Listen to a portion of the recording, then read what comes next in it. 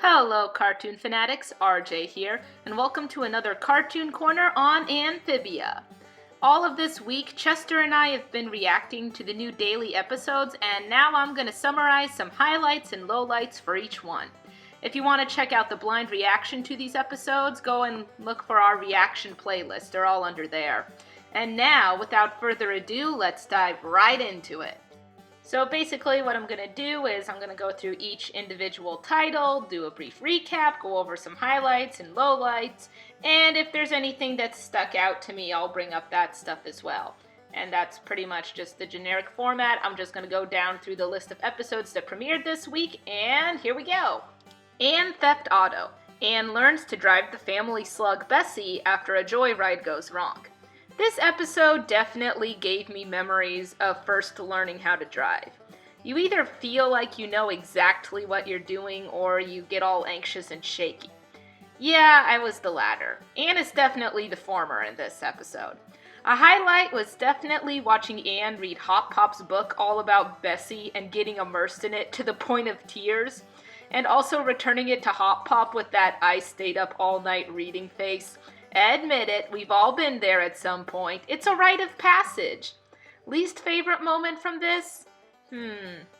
Probably Sprig trying out road rage and then getting stuck with the grandma frog, who kind of has like a little bit of revenge on him when he needs to get help. I just didn't think it was all that funny. It was still good, but in terms of the rest of the episode, the humor in those segments didn't land as strongly as the parts with Anne. Breakout star. Anne gets pimples and the whole town mistakes them for warts, and she goes from being a monster to being a superstar. This one was plain hilarious. And super gross. Definite low for me was watching Anne spread butter all over her face to keep the pimples. It was just, ugh, oh, so disgusting. It felt like the butter was on me. I struggled with acne a lot as a teenager, and I still struggle with it now when it's humid outside, and I could just feel that butter spread all over my face watching this, and I just can't talk about it anymore. The highlight of this segment was when the Planter family tries helping Anne escape her maniac fan base, and Hop Pop reenacts a Lord of the Rings moment as he tries to stop the fans. I don't know why, but that one cracked me up real hard. Hop Pop, no! That's her only shoe! Don't do it!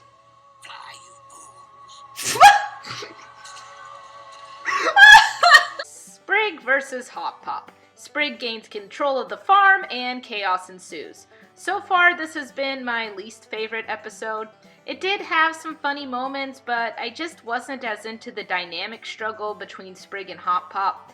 It does have a good moral about leadership. While you need to be able to keep things running and not say yes to every single suggestion, it's also important to keep in mind what those under your leadership are saying.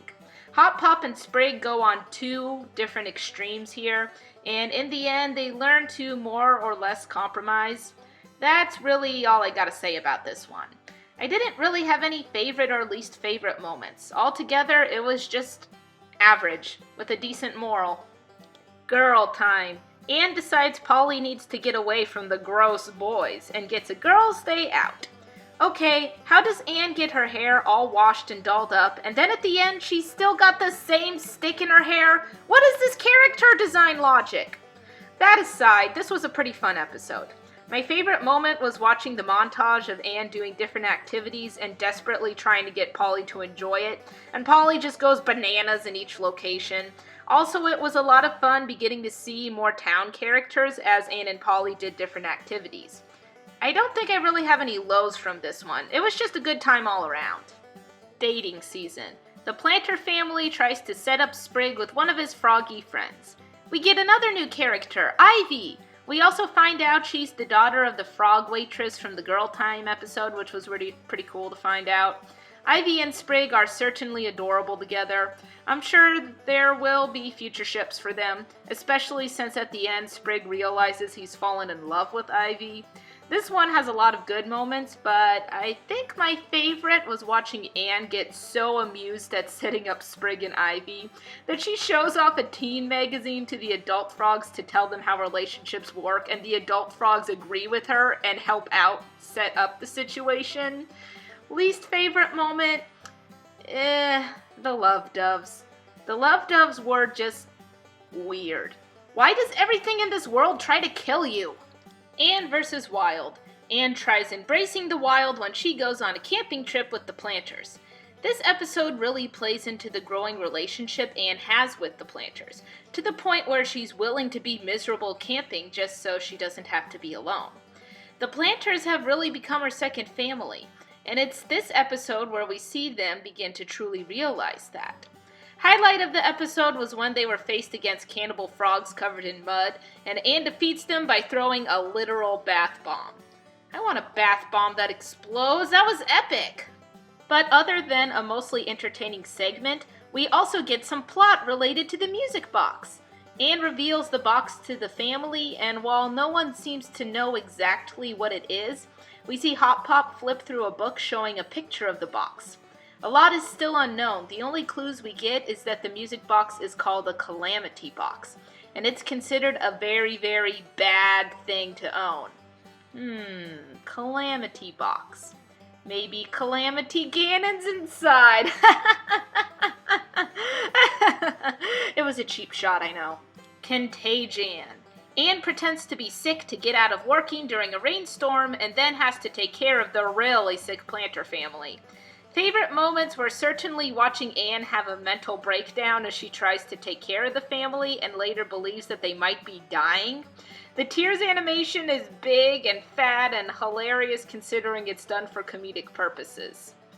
Least favorite moment was Anne's selfish decision to pretend to be sick in the first place.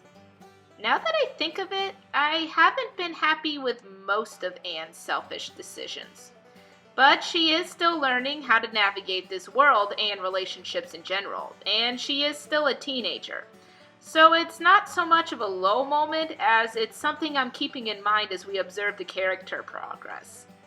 And last of all, there was Family Shrub. Anne and the planters discover family history underneath the house. This expanded the world of the planter family so much. We don't know everything, but there's definitely more layers than we expected. For starters, Hop Pop described all of the previous planters as farmers and nothing else. But Anne, Sprig, and Polly find whole secret rooms underneath the house from the same planters, who had actually been scientists, warriors, puzzle makers, and one wasn't even a planter. She was a newt. Hop Pop seems to have no clue that any of this existed. So why was the planters' true history replaced with mediocre farmers?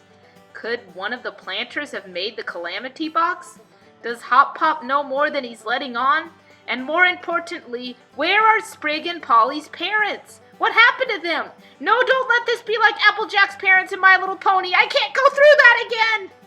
Overall, we had another week of fun episodes and the beginning of some clues to the mystery presented at the beginning of the series.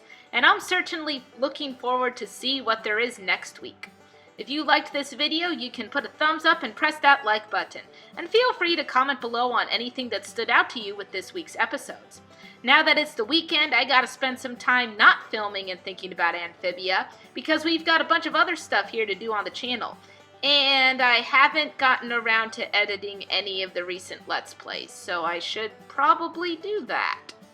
Anyway, enjoy your weekend and subscribe to catch the next reactions to Amphibia.